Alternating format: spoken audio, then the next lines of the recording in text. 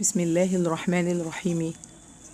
حبايبي متابعين قناة ممر حبيب يوسف في البيت، السلام عليكم ورحمة الله تبارك وتعالى وبركاته. فيديو جديد عليكم سعيد، يا رب كل أيامكم تكون أفضل من العيد.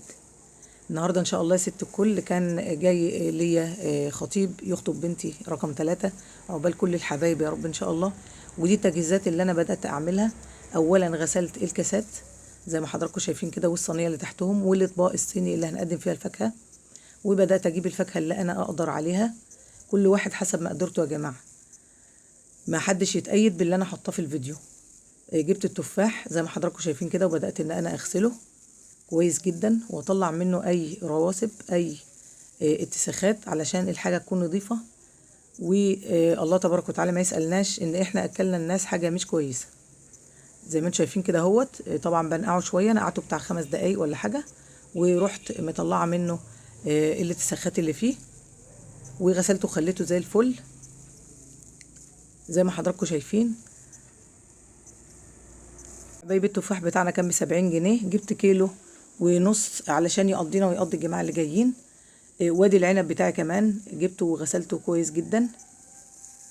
ده العنب اللي مبقاش فيه قلبه بذر من جوه، غسلته دور واتنين وخليته زي الفل زي ما حضراتكم شايفين اهوت. برضو طبعا زي ما قلنا محدش يتأيد باللي انا جايباه.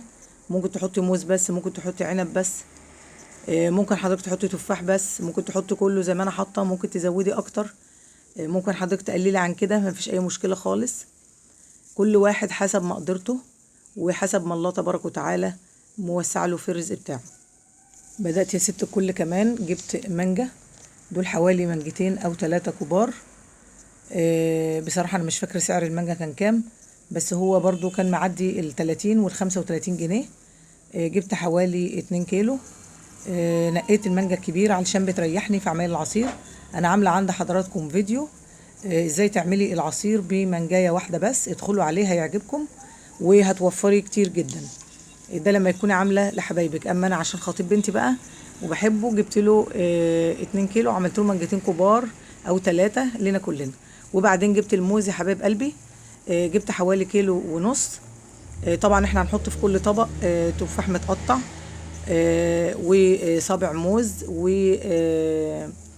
وكمان هنحط عصير مانجا، وهنحط عنب. وادي الجوافه بتاعتي كمان اهيت يا حبايب قلبي، جبتها ونضفتها وحضرتها على التنظيف على طول، اقصد على عمايل العصير على طول في الخلاط. وكده سهلت على نفسي. وعملت كيكه برضو كانت جميله جدا، بس بصراحه انا نسيت اقدمها لهم. هتلاقوها برضو عندكم في صندوق الوصف. واشكركم شكرا جزيلا. بسم الله الرحمن الرحيم. قد افلح المؤمنون الذين هم في صلاتهم خاشعون والذين هم عن اللغو معرضون. صدق الله العظيم تبارك وتعالى.